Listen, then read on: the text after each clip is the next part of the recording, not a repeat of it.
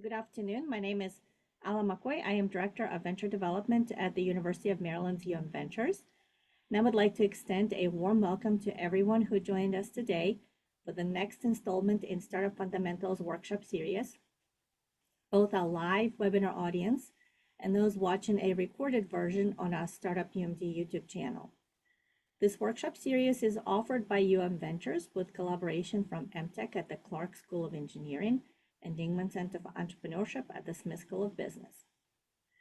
Everyone attending the live session, please feel free to submit questions using the Q&A function. This session is recorded and will be posted to our Startup UMD YouTube channel, so you may submit your questions anonymously if you would like to do so. If you see that somebody else submitted a question that you like, go ahead and upvote it and we will ask that question first. And please feel free to submit these questions throughout the session. I will be finding a good place to interrupt our speaker to pose those questions. And then at the end, I'll also be able to unmute your microphone, you raise your hand, and you can ask your question live if you would like to. So today, I am pleased to welcome our returning speaker, Joe Bishop. Thank you, Joe. Joe is a supervising senior accountant with Snyder Cohn, and he will be discussing accounting concepts and terminology that every startup founder should be familiar with. So thank you, Joe, for coming back and talking to us about this important topic. No problem. Let me go ahead and share my presentation. All right. Can everybody see that? Yes. Awesome. Thank you. All right. So good afternoon, everybody. Like Ala mentioned, I'm Joe Bishop. I should have updated my job title. I'm actually a senior manager now at Snyder Cohn. Fantastic. Yeah, thank you. But yeah, we are a CPA firm in North Bethesda, Maryland, and we work with a lot of small and medium-sized businesses. But we also have a team, which I'm a part of, who specializes in working with startup and emerging technology companies. So we're familiar with a lot of the issues that you guys face as you're starting your businesses, and I'm always happy to do things like this to let you guys know of the key things you might need to be aware of and some of the things that are going on right now in the accounting and tax world that could end up being of some significance to you. So like Ala mentioned, feel free to post questions throughout the presentation, and I'm happy to answer them as well as any questions that anybody has afterward. All right, so I'll get going here. Just kind of an outline of the things we're going to be talking about today. First, we'll just start off to talking about the purpose of accounting, what it's used for. We'll talk about the accounting equation, which is one of the first things you learn about when you take an accounting course, and how it can be used to, think about what your financial statements look like and what they're telling you. We'll learn about various financing options that are popular for growing companies. We'll talk about the accounting basics and some of the key accounting and tax issues that are going on right now. And if time permits, we'll talk about the basics of financial statements. If we do run out of time, I'm happy to share these slides with everybody after the presentation. All right, so the purpose of accounting. Why is it important? Why do we need it? So as you may hear from an accountant or an accounting course, accounting is often thought of as the language of business. So any transaction that a company enters into, it has to be accounted for in an accounting system. And all of those transactions, everything that you record in the accounting system ultimately goes into your financial statements that are issued at the end of every period, whether it be at the end of every year, every quarter, every month, however often you prepare financial statements. You always have to make sure that all your transactions are accounted for in the system so that your financial statements can be accurate. And essentially what your financial statements are doing is that they are reporting on your company's current position, and people will use those financial statements to glean information about the company's financial well-being. So the financial statements are going to tell you, what assets does your company have? What does your company owe? What does your company owe within the next year? And, people will use your financial statements to make key decisions. So for example, if you are looking for a loan or an investment, lenders, investors, they're going to want to see your financial statements, and they're going to want them to be accurate, so that they can decide whether this is a business that they want to invest in or not. So all of those reasons are why it's important to make sure you have a good, solid accounting foundation in place, and that you're using a good accounting system that can help you generate accurate financial statements. So the accounting equation, you have assets, liabilities, and equity. And the accounting equation is typically expressed like this: assets equals liabilities plus equity. Assets, liabilities, and equity are the three things that go on a company's balance sheet. So your assets are, what does your company own? The most common asset, of course, is cash. Then you might have amounts that your customers owe you. You might have your inventory. You might have expenses that you've prepaid for, and they therefore represent services that you'll be receiving in the near future. So, these are the items that are going to create future benefits for your company. Liabilities are what you owe down the line. What do you owe your vendors? Do you have a loan outstanding? Those types of things. Essentially, liabilities represent items that will cause future cash outflows. So assets represents things you'll be receiving. Liabilities represent things you'll be paying. That's a very simple way to think about it. And then equity is essentially, your cumulative earnings or losses in the company. Now, the reason why the equation is presented as assets equals liabilities plus equity, the way I like to think of it is that liabilities and equity are essentially the two methods in which you can create your assets. You can take on debt or you can raise equity. And those two things ultimately are what fund your assets. So that's a big reason why the equation is presented that way. It's also presented that way because on a balance sheet, one side is your assets, one side is your liabilities and equity. And the liabilities and equity in total have to agree to the total assets. So that's kind of a snapshot of what any company's balance sheet is going to look like. All right, and elements of accounting, different types of organizations. The reason why we have this slide here is because depending on what type of company you have, and when I say that, I'm essentially talking about whether you have a partnership or a corporation, the equity part of the balance sheet is going to look a little bit different. Assets and liabilities will pretty much look the same. But if you have a corporation, the equity side of your balance sheet is going to have things like common stock, preferred stock, additional paid-in capital, because when you have a corporation, your equity essentially represents the stock that you've issued. When you have a partnership, really what you have are partnership or membership units. You don't have stock. So on a balance sheet for a partnership, equity is typically just presented as one line, something like members' equity, partners' capital, something like that. So for a corporation, the equity section of a balance sheet will be much more extensive typically than it will be for a partnership. But in concepts, it's still the same thing. It's still equity. It's just termed a little bit differently. All right, financing options for any company, but for us of a special importance for a new company. When you think about or talk about financing options, one term you'll hear a lot of is dilutive or non-dilutive.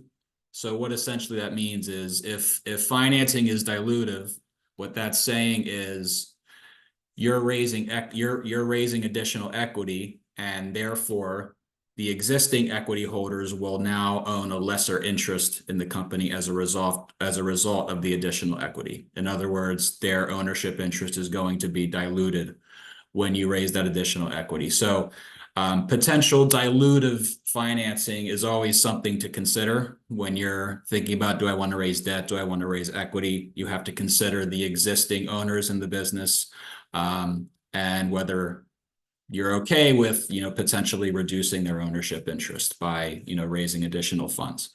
So debt is typically going to be non-dilutive because you're not issuing additional ownership in the business. So common methods of debt financing, Of course, the very basic one is just, making purchases on credit.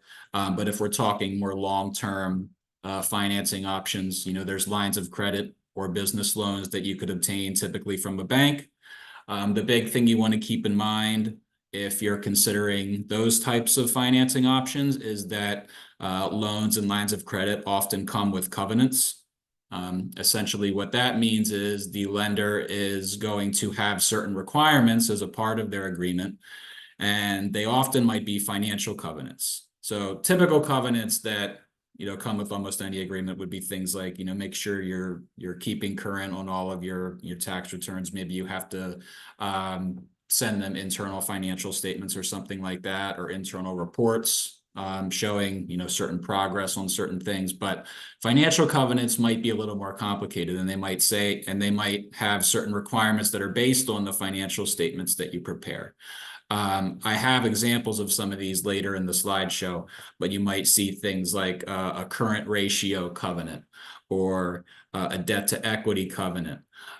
Essentially, calculations that are made based on the financial statements you issue that are certain measurements that relate to the company's financial well-being. So essentially, the lender is saying, we want to make sure that you are still in a positive financial position so that you're going to be able to pay off this loan in the near future.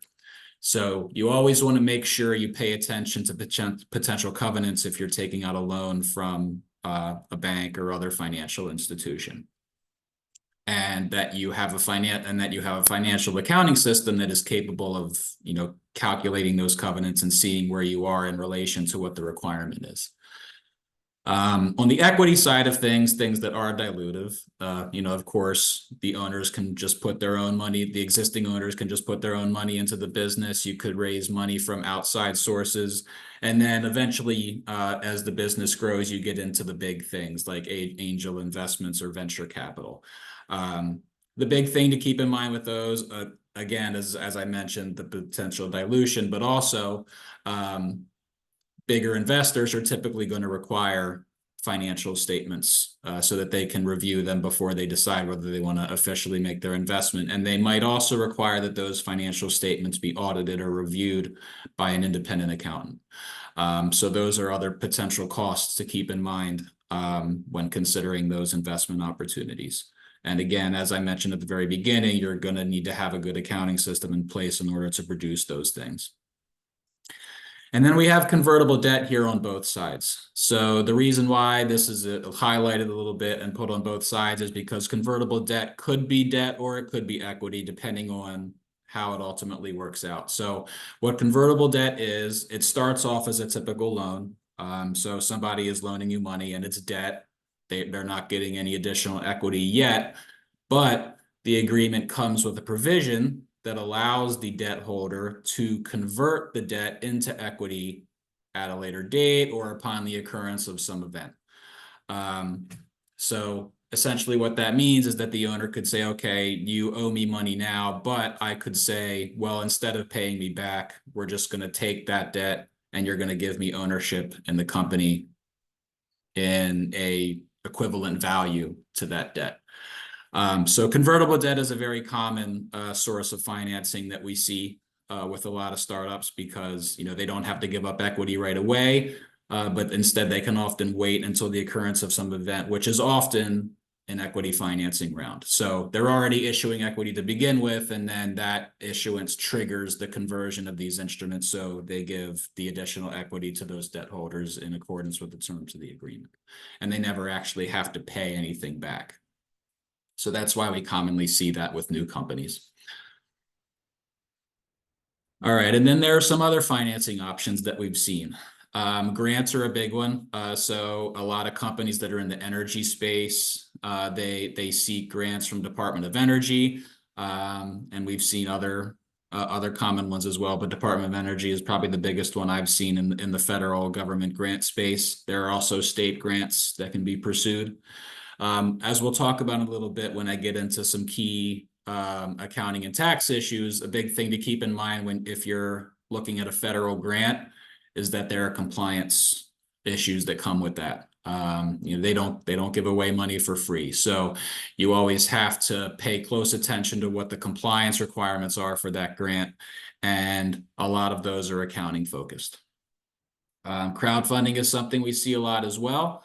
A key thing to keep in mind there is that depending on the level of financing you're looking for, if you're looking at crowdfunding, again, you may also need to produce reviewed or audited financial statements.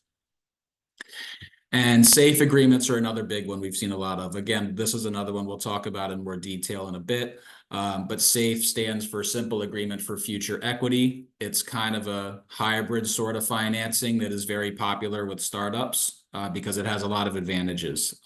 You're essentially raising equity, but you don't actually have to give up the equity right away. You're getting money in hand. But you're essentially, in return, you're giving them a promise for future equity, again, typically upon the occurrence of a major financing event. And then when you do get to the stage where you're actually issuing stock, there are two types of stock to think about. There's common stock and preferred stock. Common stock is your basic ownership in a corporation. It doesn't come with any additional rights other than, basic ownership in the business. Preferred stock comes with additional rights of some sort. And what those additional rights are going to depend on the terms of the related agreements. So, for example, they might come with additional voting rights. They might come with additional participation rights, meaning if I issue additional stock in the future, the preferred shareholders are entitled to participate in that. They might come with preference rights with dividends, or in the event of a liquidation, the preferred shareholders are often paid before the common shareholders. So preferred stock always comes with some additional rights of some sort that give them a little more of an advantage over the common shareholders. All right, accounting basics. So when we talk about journal entries that are made, so anytime there's any sort of transaction, a customer pays you, you purchase some inventory, you purchase some supplies, anything like that, there's a journal entry that has to be associated with it to record that transaction into the accounting system. And when we say double entry accounting, what that means is that every journal entry has to have a debit and a credit. So you may have heard of debits and credits a lot when you hear people talk about accounting. So the debit and the credit are the two sides of a journal entry. And you can also think of it, debit and credit, or as left versus right. That's kind of a more simple way of thinking about it. Debits always go on the left, credits always go on the right. And when we talk about normal balances, we'll talk about the accounting equation again. So remember, the easiest way to illustrate all this is to think about the equation. Assets are on the left, liabilities and equity are on the right. Assets equals liabilities and equity. So to increase an asset account is to debit an asset account. To increase a liability or equity account is to credit that account. So that's kind of the way to link all these terms together. So when you make a journal entry, for example, let's say a customer that owes you money pays you the balance owed. So you get cash in hand, you're going to debit cash for that because your cash is increasing. And then your accounts receivable, which is another asset account, the amount that you're owed is decreasing because the customer paid you. So you would credit the accounts receivable. So you're debiting your cash, you're crediting your accounts receivable, and the journal entry balances. Whenever you make a journal entry, all the debits have to equal all the credits. And the same goes for your balance sheet at the end of the day. Remember, assets always have to equal liabilities and equity. So whenever you make a journal entry, whenever you prepare a financial statement, your debits always have to balance with your credits. Your left always has to balance with your right.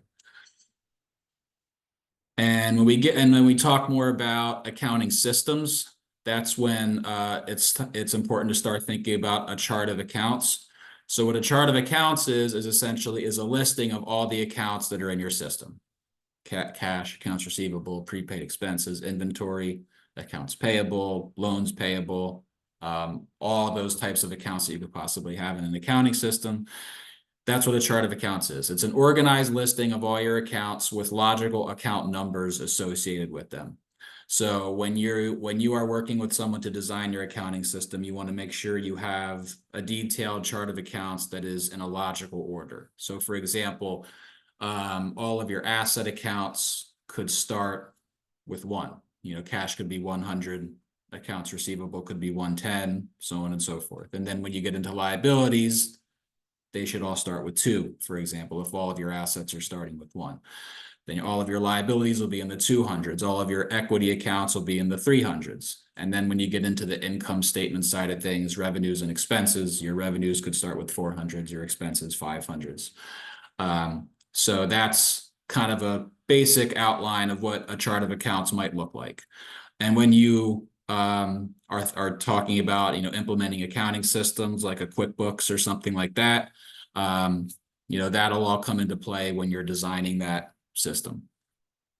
And then another thing to keep in mind that is a very common misunderstanding with new businesses is the difference between purchasing an asset or incurring an expense. And when we talk about accounting policies in a bit, yep, that's the next slide. This is the capitalization policy. So you see one of the things on this list is a capitalization policy. Essentially what that means is, how do I determine whether something I purchase is an asset of the business or simply an expense? So what the capitalization policy is going to say, and what you want to have in place once you really start going and are incurring transactions on a regular basis, is a dollar threshold. So for example, the common one that we see most of our clients use, because this is the tax threshold, is $2,500. So if you purchase computer equipment and it's less than $2,500 and that's your capitalization policy, then you would simply expense that on your profit and loss statement. But if the equipment you purchase is more than $2,500, then you would have to call it an asset of the business and depreciate it over time. So you would have essentially an equipment asset that gets reclassified to expense over that asset's life. So for example, if you purchase computer equipment for $5,000, you would call it an asset. And if you say that equipment has a 5-year life, 1,000 of that 5,000 would be moved to depreciation expense and then off of your balance sheet each year for 5 years. And then we have several other accounting policies that when you're getting going as a business and you have your accounting system, you want to have a set of accounting policies in place that help you decide how certain transactions should be recorded. The first one is your overall basis of accounting. That's something we'll talk about in the next couple slides, but the 2 big ones would be accrual basis or cash basis of accounting. They both have their uses and they both have their advantages and disadvantages. So again, we'll talk about those in a little bit. Cash and cash equivalents essentially is saying what represents cash and what represents some other longer term form of investment or security. So for example, you could say anything that has a maturity of 3 months or less, we're just going to call it cash. Anything with the maturity longer than 3 months, we'll call it an investment. So that's kind of what that accounting policy is. Fair value. There are certain things that from an accounting perspective, you can measure it at fair value. Most things are measured at cost, how much you paid for it. But investments being the biggest example are things that under generally accepted accounting principles will be recognized at fair value. So you essentially just have to have a policy in place that helps you determine, how do I measure the fair value? For straightforward investments, it's just going to be the quoted market price. Most startups don't have to deal with anything more complicated than that. But that's something to keep in mind as you grow and as you potentially enter into more complex transactions. Allowance for doubtful accounts is something you have to think about once you really start collecting larger sums of revenue and customers are making purchases on credit. So essentially what the allowance for doubtful accounts is an estimate of how much of my accounts receivable, how much of what my customers owe me might be potentially uncollectible. Maybe because they just have a history of not paying you in full, or because your customers are going through certain financial difficulties. The allowance for doubtful accounts is essentially an estimate of, again, how much of what you are owed is not going to be collectible. And when you make that estimate, it essentially nets against your accounts receivable and goes on the profit and loss statement as a bad debt expense. Inventory costing is something you have to think about if you're a business that sells physical merchandise. So your inventory is what you have on hand, what you're selling. And inventory costing is what method are you going to use to estimate the cost of the inventory that you have on hand? Now, if you have low levels of inventory and it's easy for you to track individual purchases, then that's just called specific identification. You just measure your inventory at how much you know you paid for it. But once you get larger amounts of inventory on hand, it's often necessary to come up with a sort of estimate. If you've heard the terms FIFO and LIFO before, those are the two common inventory costing methods: first in, first out, or last in, first out.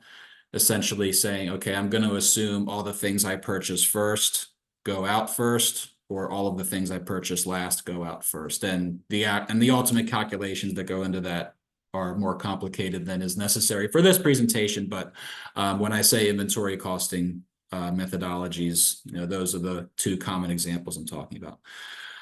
Depreciation methods are kind of like what I was saying before. Straight line is the most common estimate of how I depreciate an asset. That goes back to the computer equipment example I said before. You determine your estimated useful life of the asset. Again, if we assume it's 5 years, that means you would depreciate 20% of the cost each year. There are other methods you could use if you think you have an asset that has a more accelerated form of depreciation, meaning most of its use is going to happen in the first couple years. There are accelerated calculations you could use where most of the depreciation is taken in the early years. But straight line is the most common method we see for new businesses. Leases are not something I'm going to talk about in too much detail because it's really complicated.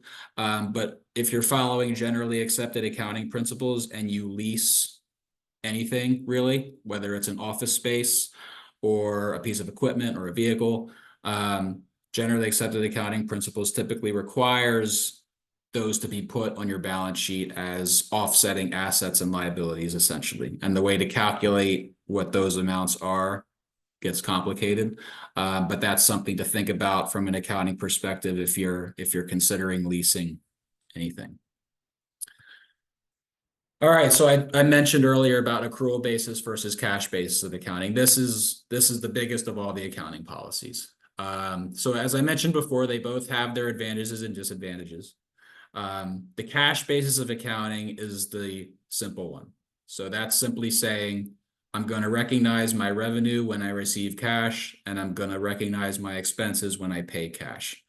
I'm not going to have anything on my balance sheet like accounts receivable or accounts payable or anything like that, because whether I'm owed or whether I owe somebody anything, I'm not going to record that until I actually receive the cash or pay the cash. So it's a much more straightforward system. It's much easier to follow. It's much easier to get right.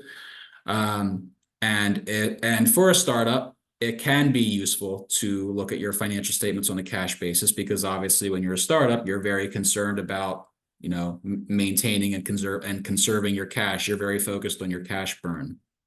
That's the number one priority, making sure you don't run out of cash. So cash basis definitely has its use from that standpoint. However, the accrual basis tells you a lot more about your company's current financial position and well-being, because the accrual basis of accounting is also going to tell you what you're expected to receive in the future and what you're expected to pay in the future. So under the accrual basis, you recognize revenues when they're earned. When do you provide the service to your customer? When do you deliver the product to the customer? And same thing for expenses. They're going to be recognized when they're incurred. When do you receive the service or product from your vendor? And there's always a matching of revenues and expenses.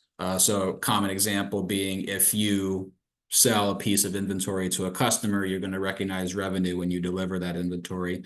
And you're also going to recognize the cost of goods sold, the fact that you have given up a piece of inventory that you previously paid for. The cost of that inventory gets recognized as an expense because you gave something up. So the accrual basis of accounting is much more comprehensive and tells you a lot more about what's going on with the business. And it's also important to keep in mind that when you're in the world, again, of looking for investments, taking out loans, those investors, those financial institutions, when they ask you for financial statements, they are almost always going to ask you for accrual basis or GAAP financial statements, GAAP standing for generally accepted accounting principles, which require the accrual basis of accounting. And the other thing I'll say is that with an accounting system like QuickBooks, which is the most common accounting system that we see for our small and medium-sized businesses, if you set it up the right way, you can flip back and forth. So you can essentially say, okay, I want to look at I want to prepare my financial statements on an accrual basis for the bank, but now I want to look closer at my cash burn. You can just click a button and your financial statements will convert over to the cash basis, and you can just go back and forth. So any strong accounting system is going to be able to have both included in them as needed, as long as you're using it the right way. All right, so next up, we'll go into some current topics that we feel are of considerable importance for startup and emerging companies these days. So we have Section 174 expenditures, SAFE agreements, which we touched on a little bit before, as I did with federal grant compliance. And a couple others we'll talk about are cap tables and intellectual property accounting. All right, Section 174 expenditures, more commonly known as R&D expenditures. As you can imagine, pretty much any startup or emerging technology company has R&D going on. So this is a very key issue right now. In the past, before 2022, those expenses were always immediately deductible for tax purposes. However, in 2022, there was this part of the old Tax Cuts and Jobs Act that came into play, and a lot of people weren't prepared for it. But essentially what that law said was that R&D expenses are no longer deductible for tax purposes. They have to be capitalized, meaning they have to be called assets on your balance sheet for tax purposes and amortized over a number of years. So as you might be able to imagine, if you have a lot of R&D expenses, this has a major effect on your bottom line when you compare your books to your tax return. For book purposes, GAAP, you always expense these, and that doesn't change. But for tax purposes now, you're required to capitalize and amortize them over time. So you're not getting an immediate benefit of a deduction. Instead, you're getting that benefit in pieces over a number of years in the future. If those expenditures are US based, you can amortize them over 5 years. If those expenditures are foreign based, you have to amortize them over 15 years. And if that wasn't annoying enough, the most annoying part of this is that it can be very complex to calculate how much or how many expenditures you have that fall under Section 174. Because there are a lot of things that can be considered R&D. There's the salaries of the employees who do R&D work. There's the consulting expenses you pay contractors who do R&D work. There could be the cost of supplies. It could be intellectual property expenses. So there's a lot of things that could potentially fall into that bucket. And if you're talking about potentially serious numbers, there are firms out there who specialize in making these calculations for you that we would recommend using because it can be very difficult to determine these amounts on your own. The good news is that there are also R&D credits out there. So if you have significant Section 174 expenses, you could also apply for an R&D credit to help you kind of balance out that hit that happens on your tax return. If you're a qualifying small business, you could use an R&D credit to get an immediate benefit by applying it against your payroll taxes. So that benefit is up to $500,000 at a maximum. So that's a potentially very significant benefit that if you're if you're in this world and you're having to do all these calculations, you definitely want to seek that out to help you get a benefit to offset the hit that happens when your ultimate, tax return, profit and loss bottom line. All right, SAFE agreements. So we talked about this a little bit earlier. They stand for Simple Agreements for Future Equity, and they are a growingly popular financing option for startups and emerging companies. Because as I mentioned before, they have a lot of advantages compared to either issuing debt or immediately issuing stock. So again, kind of what it is at a basic level is an investor gives you money, and what you give them in return is a promise for future equity upon the occurrence of some event. And that event is typically the occurrence of a major financing round. So you get cash in that you can use without having to immediately give up ownership in the business. And while the exact terms depend on each individual agreement, most SAFE agreements have a pretty similar template. It's not debt. So I haven't seen a SAFE agreement yet that requires repayment in any sort of scenario, even if the financing event never actually happens and the investor never gets their equity. Typically, these agreements don't require any sort of repayment. So you're getting the money in and you don't have to worry about potentially having to pay it back in some scenario. And again, as I mentioned, the ultimate equity issuance will typically be triggered upon some conditional event. There's an advantage for the investor too. So there's a reason why they would do something like this, which is that the agreement will have to have some sort of terminology that allows them to obtain their stock at a discount if the event were to occur. So that can again, you'll have to read the terms of the agreement to figure out what exactly that means, but typically it's something like the stock is either issued at a discount or based on a valuation cap. So that the stock that they're getting is essentially more valuable than what they ultimately paid you at the beginning when this agreement was entered into. And from an accounting perspective, as far as how it's recorded, we typically see this recorded as equity because, again, it's not something that has to be paid back. If you had a SAFE agreement with some sort of potential repayment provision, then you might have to consider measuring it as a liability. But typically on a balance sheet, we see it included in equity. Okay, federal grants. So as I mentioned before, the government doesn't give things away for free. So if you are seeking out a federal grant, there's a lot of things you definitely need to keep in mind, both from a compliance perspective and from an accounting perspective. So for a long time, the rule was if you expend at least $750,000 in federal grant money during a year, then you are going to be subject to a compliance audit, which is often called a single audit. Basically what that is, it's an audit of your financial statements and of your compliance. So it's like two audits in one. However, that threshold was recently increased to 1 million in 2024. So now the rule is if you expend at least $1 million in federal grant money during a year, you are subject to this audit. These audits can be very costly and very time consuming because there's a lot of things that need to have a place and there's a lot of things that the auditors are going to need to look at in order to do what they need to do. These include having all the required accounting and other internal policies and processes in place in writing and documented.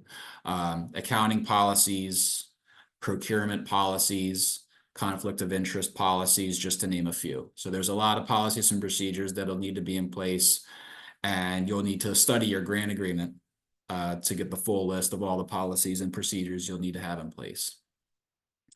You need to have, as I mentioned several times already, you'll need to have a good accounting system in place. You'll need clean books and records. And the most important part from a grant compliance perspective are your expenses. Because that's what the compliance audit is looking at. It's going to look at all your expenses and it's going to make sure that all the expenses that you've claimed under the grant are appropriate expenses that were related to that grant and represent allowable expenses under the terms of the grant. So essentially, are you using the grant money for appropriate purposes? That's what the point of the audit is. So your accounting system needs to be able to clearly and accurately categorize all your expenses and classify them appropriately. Is this a grant expense or is this an administrative expense? Because you need to make sure that you're only claiming your allowable grant expenses, either for reimbursement, or if you got the money up front, then you just need to make sure that you're not, you're not putting more than the amount of the grant in your grant expenses class, if you will. The reason why I say class is because QuickBooks has a feature that allows you to create classes. And this is what we always recommend to companies who are doing this, to use QuickBooks and to create classes for all of the grants that you have, and then a general administrative class, and make sure that you're coding all of your expenses accordingly.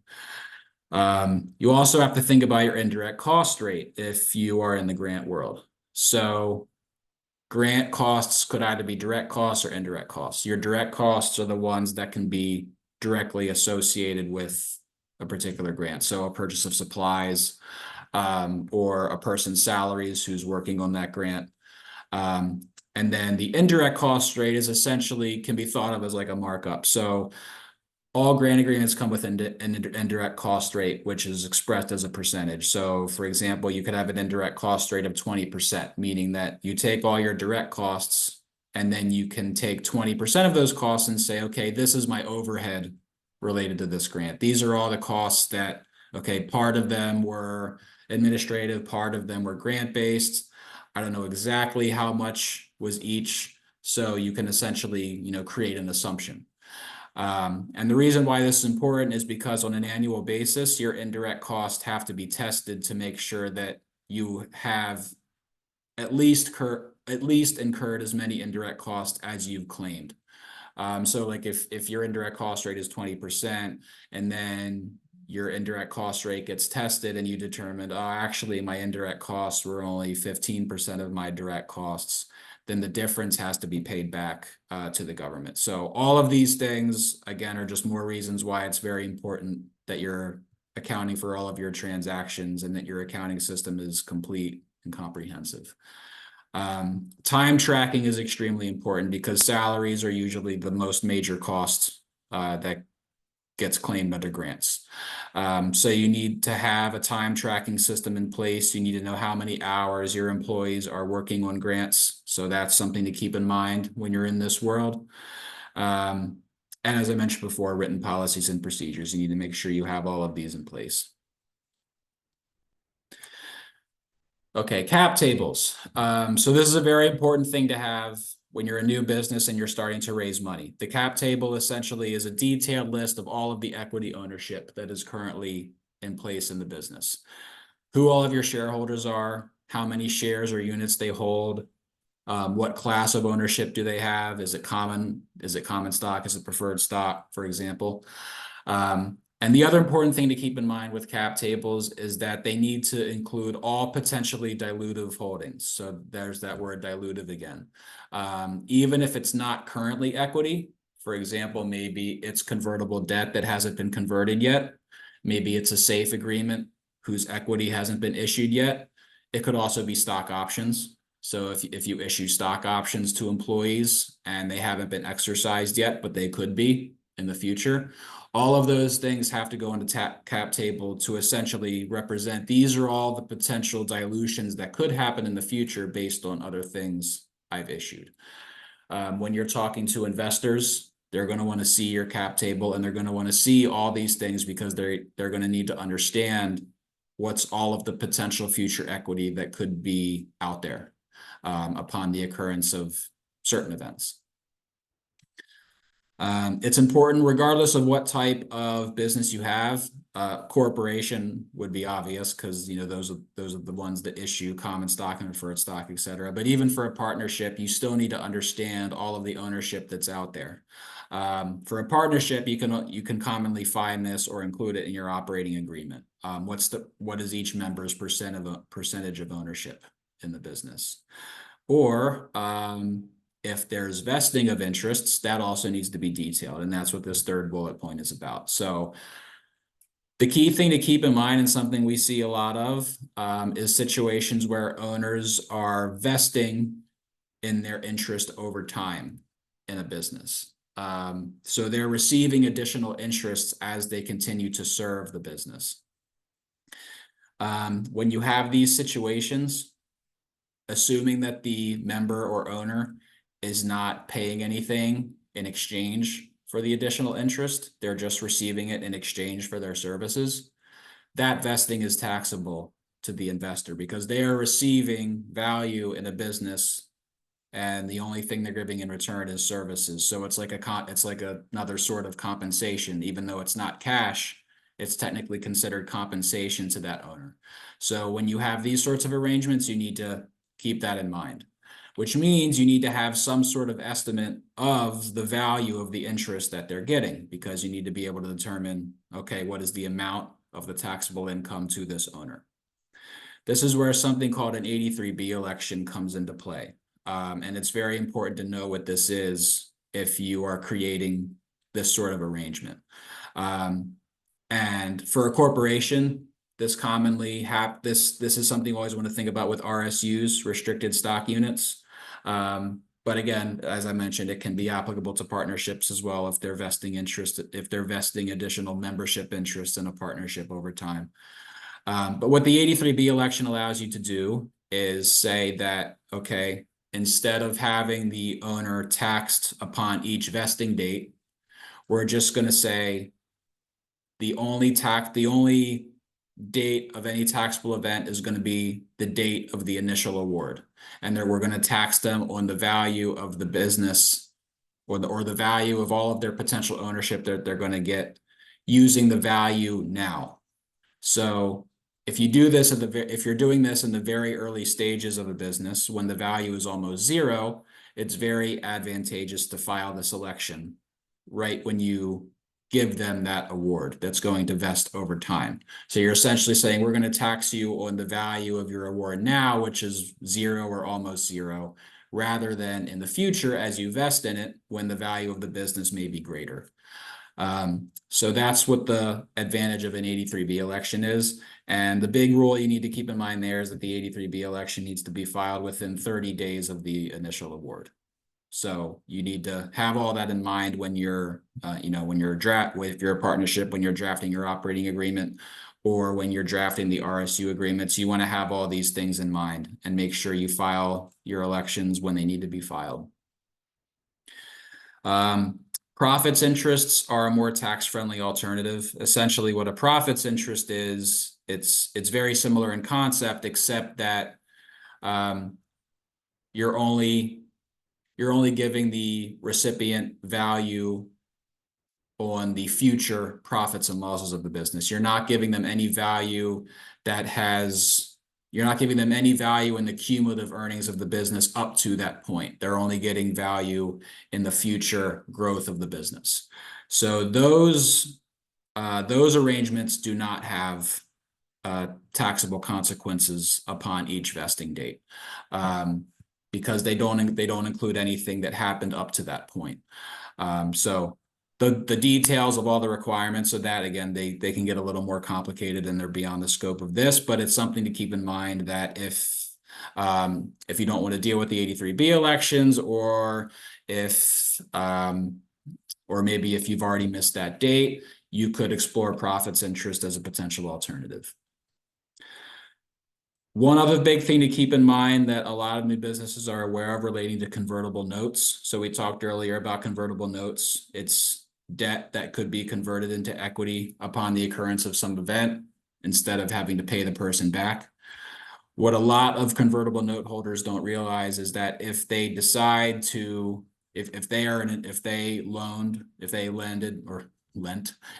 the company money in the form of a convertible note and they decide to convert that into equity in the business, any accrued interest that has happened on that note over time they have to recognize that as interest income upon conversion, because the value of the equity that they're getting includes all of that accrued interest. So any convertible note is going to have an interest rate. And even though the company is not paying that interest over time, it's still accruing.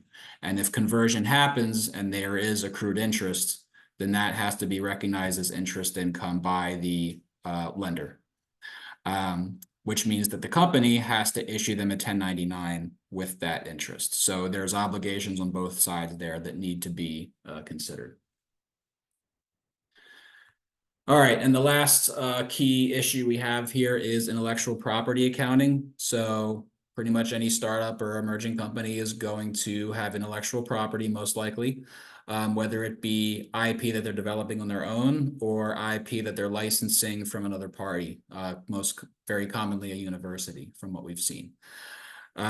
So these often, if you're developing your own IP, the costs in question are typically going to be legal costs that are incurred in developing that application. And those costs, if they are for pending patent applications, need to be capitalized for accounting and tax purposes. They're essentially an intangible asset because it's something that is expected to provide benefits to the company in the future, assuming that that patent is going to be granted. Once the patent is granted, then all the costs that you incurred for that application then start to get amortized over a number of years. For tax purposes, it's 15 years. For book purposes, it's essentially however long the patent is expected to last. In the case of a licensing scenario, so the company's not developing their own IP, but they've licensed it from another party, there are often costs related to those sorts of agreements. So commonly it's something like maybe there's an upfront fee, or maybe it's the university saying you have to reimburse us for the costs we have incurred to develop that patent over a number of years. So when you have these situations, the license is essentially your asset. So you're still acquiring an asset because it's still giving you benefits. It's the benefit of being able to use that intellectual property over a number of years. So the costs incurred to obtain those licenses are also capitalized and amortized for accounting and tax purposes. All right, so the rest of this presentation is all about the basic financial statements, but I know we're almost at time. So as I mentioned before, I am happy to send off these slides to everybody so that you can all look at them in further detail or reach out to me with any questions. But for now, since we're almost done, if there are any questions, I'm happy to stop and answer any questions anybody has. Thank you, Joe, so much. As always, very informative. Lots of great information. I know it's hard to absorb, but as Joe said, we'll circulate the slides. And happy to answer any questions right now. So you can, if you'd like, there's a button at the bottom of your screen that says raise your hand. You can raise your hand or just type in a question.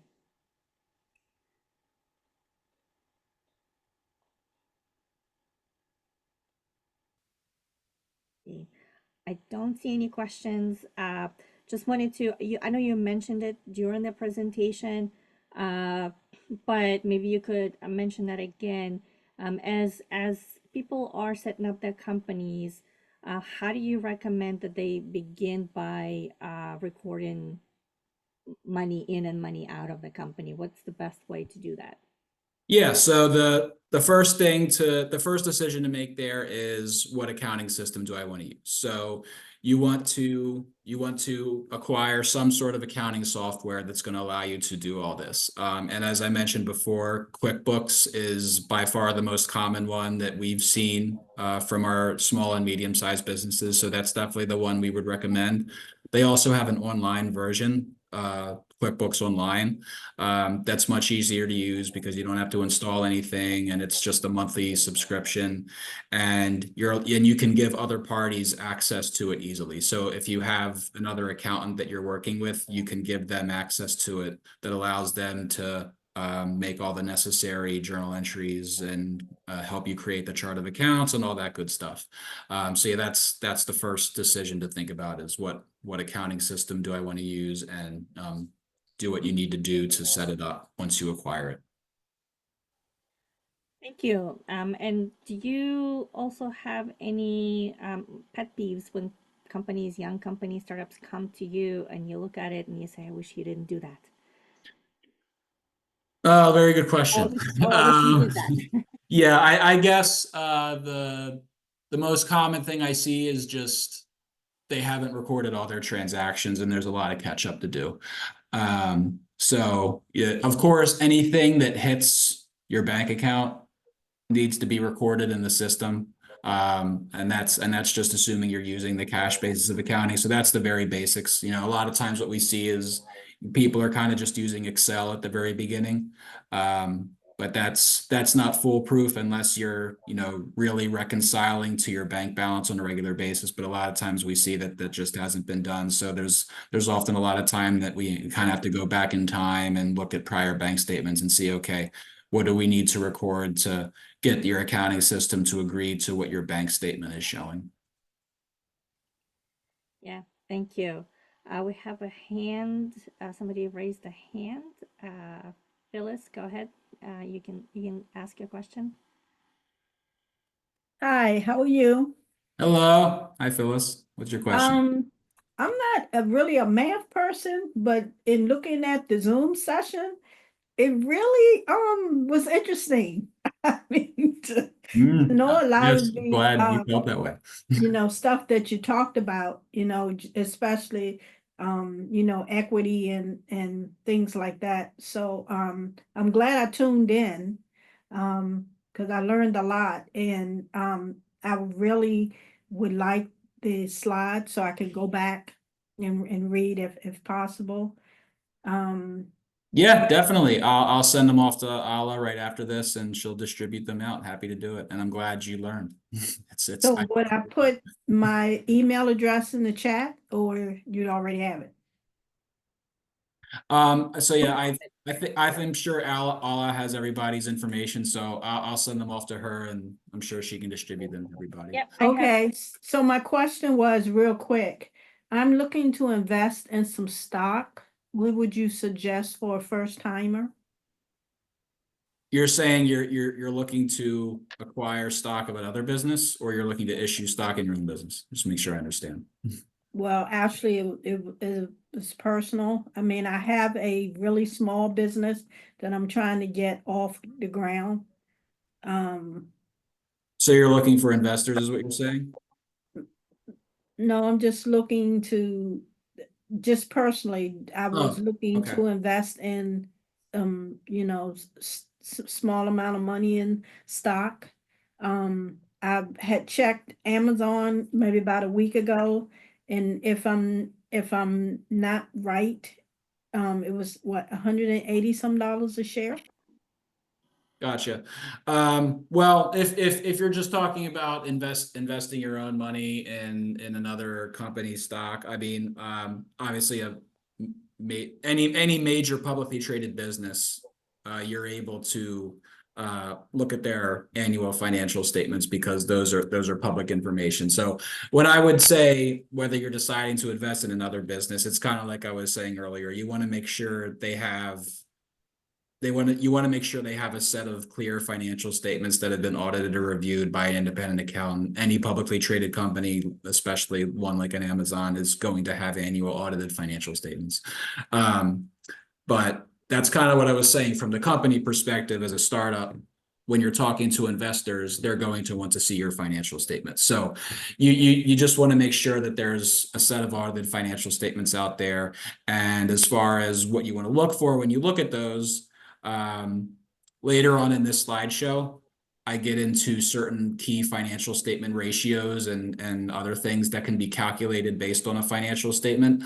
That'll give you some ideas of things that investors often look at when they kind of evaluate the financial well-being of a business. So you can look at those and kind of think of that'll give you some ideas of the kinds of things you want to think about when you're looking at a company to invest in. Okay, all right, thank you. No problem. Thank you. We are out of time. There are a few more questions. Maybe I can share them with you, Joe, because I don't want to hold you up. We are at Sure. time. If we need to go, yeah, you could send them to me afterward and I can answer them, but I'm happy to stay on for a few more minutes if Okay, if you that's yeah, if you okay. have a few more minutes, that's fine. Sure. Thank you. Um, So the question is, my business has been given 2 grants for this year. Is there a specific way this needs to be accounted for when completing our reconciliations for tax prep? Okay, so if we're just talking about tax return preparation, I guess the key question to have in mind there is, do these grants represent revenues? So most likely well, it depends on a couple things. First, what basis of accounting are you following for tax purposes? Are you a cash basis taxpayer or are you an accrual basis taxpayer? If you're a cash basis taxpayer and you've received the grant money during the year, then it's most likely revenue. Even though it's not actual sales per se, it is still revenue because it's money that you've received in exchange for work that you're doing. If you're an accrual basis taxpayer, the question gets a little more complicated, but it ultimately comes down to, have you done what you needed to do during the year to earn that grant money? If the answer is yes, then you would recognize it as revenue. So for tax purposes, that's really the only thing to keep in mind for grant money is, do I need to recognize it as revenue or not? Thank you. And one last question. Can owners use the RSUs for startups since they may not be able to get the C-suite pay at present time? Josh, could you read that one more time? Can owners use the RSUs, and I'm not sure what that stands for startups since they may not be able to get the C-suite pay at present time? Gotcha. See, RSU stand for restricted stock units. And as I guess I might want a little more detail on what they mean by can they use them. But as I mentioned before, it is sort of an alternate form of compensation. So, I mean, yes, any corporation can do this. Obviously, you know, the company's board and management would have to approve of it. But it is certainly something that they're allowed to do, and they can be issued to employees, they could be issued to contractors. So it is certainly something that can be explored as a alternative form of compensation. You just have to make sure that all of the necessary tax rules are being followed, as I was talking about earlier. Got it. Thank you. No Well, problem. thank you so much. This has been fantastic, and thank you to everyone who asked questions. And hopefully we'll be able to have Joe. Hopefully we'll be able to have you back again next year, especially since every year there are new updates and such. So thank you so much. No problem. Happy to do it. Thank you. Have a good day. You too. Bye.